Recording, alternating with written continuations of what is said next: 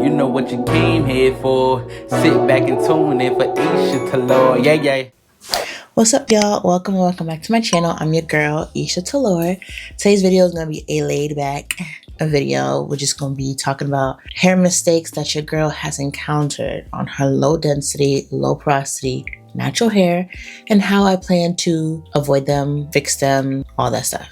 So let's get into it. The first one is not clarifying my natural hair. So when I started on my natural hair journey, I was in college, and just like I feel like everyone else, I don't know, let me know your hair journey down below. Like, where were you in your part of life? How did you get your education? How did you get your knowledge on how to start your hair journey? So for me, it was on YouTube. I think everyone's probably YouTube, but whatever.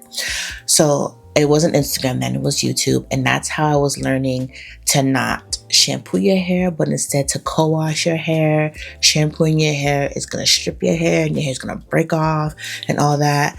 And I was terrified. I was like, okay, I'm not going to shampoo my hair. I'm going to co-wash. Terrible decision. My hair was not growing. It was breaking off. It was dry, and I couldn't understand. I'm like, what? I'm adding moisture. I'm doing co-wash. I'm doing what they're saying. Their hair is super long. My hair is not growing. What am I doing wrong? Girl, you weren't cleaning your hair. Hair growth starts from the scalp. It starts from the scalp. You have to have a clean base. I don't care what anyone says. I don't care what you do. Clarify your hair. Since I've started doing that, I started doing clay washes. I love me a good clay wash, y'all. I've been doing clarifying shampoos. I'll leave my favorites down in the description, y'all. These have been a game changer for me. And once I started doing that, I've seen my curl pattern change. When I wasn't shampooing my hair, I realized that, what side was it? This side of my hair wasn't curling right. I'm like, oh, I have 3 to 4 different textures, yada. I do have like 2 textures in my hair, granted. But now the front of my hair curls a lot more. That thing was just dirty. Girl, get it together. It was just dirty. It was not removing all the gunk and butters and products that I was using, and it wasn't defining my curls. That's all it was. So since I started clarifying my hair more frequently too, like the naturals are going to be like, oh, do it once a month. Sure, if that works for you. But for me, it's going to be like every wash day, kind of, depending on what I did the week prior, like product wise. I'm going to clarify my hair every week. I don't care.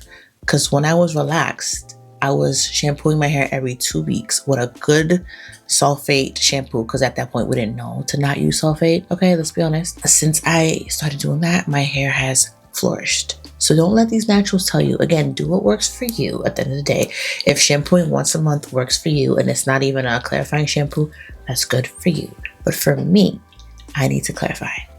And the proof is in the pudding. Okay? All right.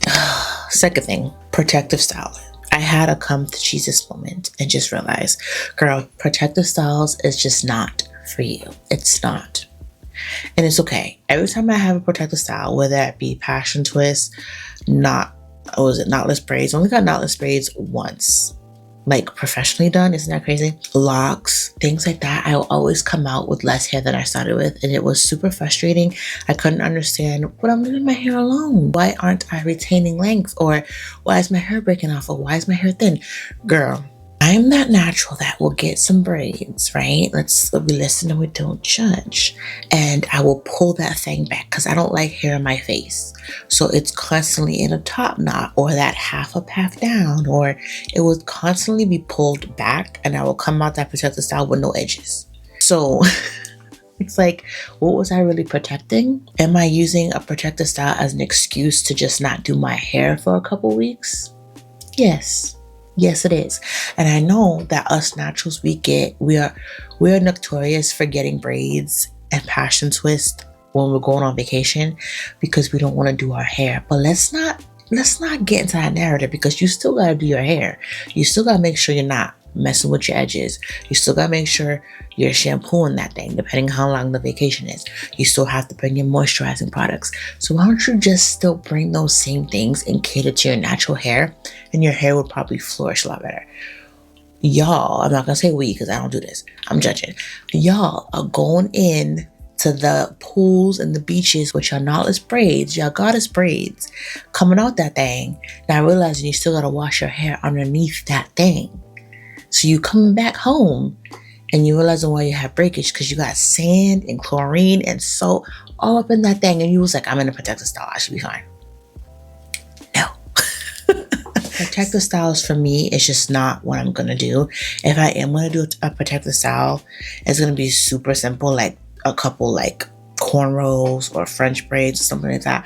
Also, not to bring this up in this sense necessarily, because this is a bigger topic for another day, but these Kanekalon hairs and these fake hairs or whatever, as I'm saying this with a wig on, but that's different, is on our hair, is attached to our scalp and our hair a little too long, and they're causing all types of health issues. Okay, so let's just be mindful of what we are putting on our hair, on our scalp for long periods of time, and think, is it really worth your health, right? A wig, this thing comes off at night, okay? So you get max couple hours out of me with this thing on, okay? And it's not even directly on my scalp because it's the wig clips that's on my scalp. If you haven't seen this, and if you're watching my channel for the first time, oh, welcome, girl. This is not my hair, okay?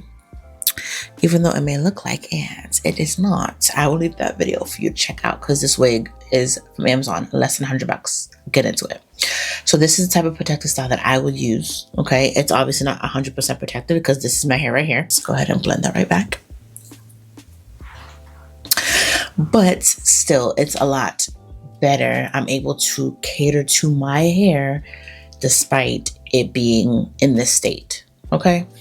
So you won't be seeing me in protective styles. If you see me in protective styles, because I was probably just in a very low point in my life and had absolutely no other thing I can do with my hair. But other than that, you probably will not see me in braids. Passion twists I can get away with because I do them myself, but still. Another mistake that I did in my natural hair journey is not using products that were specific to my porosity. Out of the whole hair community, the whole hair typing, type 4, type 3C, whatever, is not my favorite thing. I just do it because people still care for that. I still put that in my titles, whatever.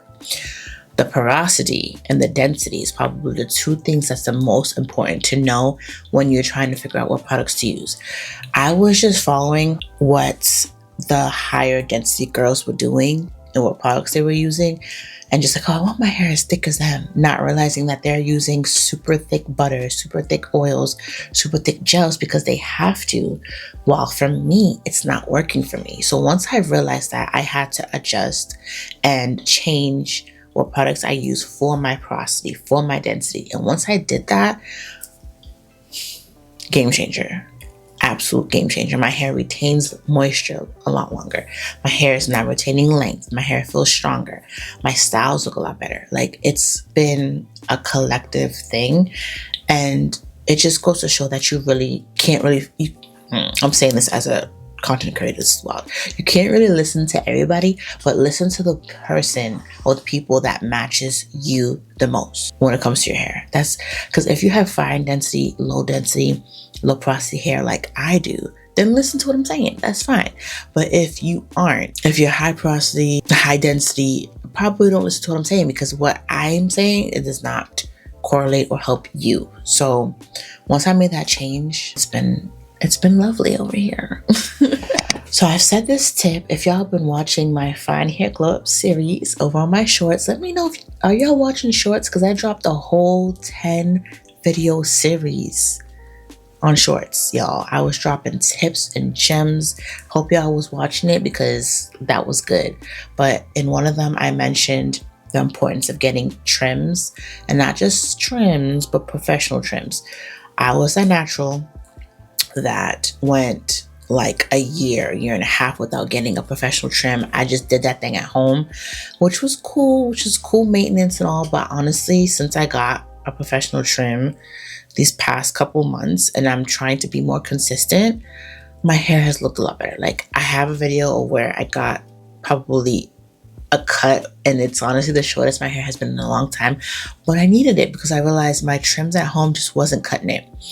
When you go to the professionals and they pull out that white cape and you're just scared to death, I get it, but they are able to see what you can't see at home, let's be honest. So we can shop for everything under the sun, but we can't dedicate a couple funds to go to professional.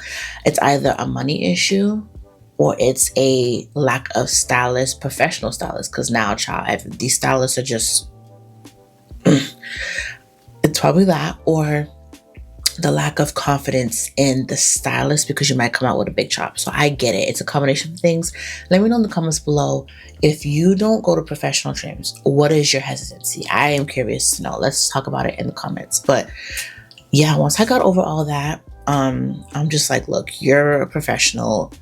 Let's just get this done so then I can maintain this thing at home. Like, I'm not going to go to you every 2 weeks for a shampoo and a blow dry. I'm going to do that at home. But for the trim, I need those dead ends off just so I can then like make sure my styles looks better, make sure my hair is retaining length, retaining moisture, all that. So, and number 5, one of my biggest hair mistakes of all time is over processing and over coloring my hair. I have a video talking more in detail about that. I'll leave it for y'all. This kind of goes hand in hand with my density and my porosity. I feel like coloring my hair just didn't work for me. My hair is super fine. So it's like, why did I go and bleach and color my hair, which only looked good for a hot second? And then I just received so much damage after that. It just was ridiculous. And I'm still cutting off some of the damage, like almost 2 years later. It's just not worth it. If you decide to color your hair, that's fine.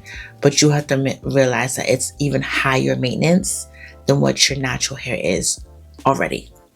And if you're already throwing your natural hair in braids and protective styles because you don't want to do it, don't dye your hair thinking it's going to get easier. It's not.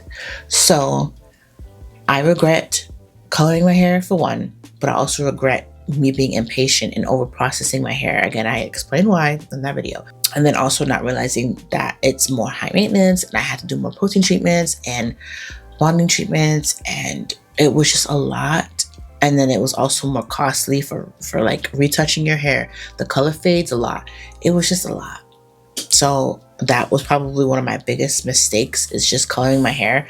Black is more sleek. Honestly, my hair is naturally this dark. Like, I don't color my hair. Like, look how dark my hair is. This thing is crazy dark. And so every time like I buy like wigs or clip-ins, I always have to dye it black because my hair is naturally black. And you know what?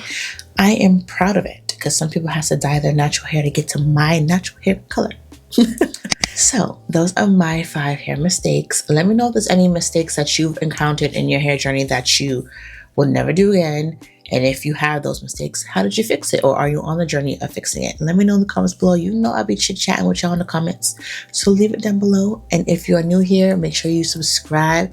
Hit that button. It's free. You know you like it here. I have a whole bunch of stuff for y'all. Whole bunch of gems over on the Fine Hair Glow Up series. That series was so hectic to do, but there's gems over there. So check them out. And I'll catch you guys in the next one. Peace.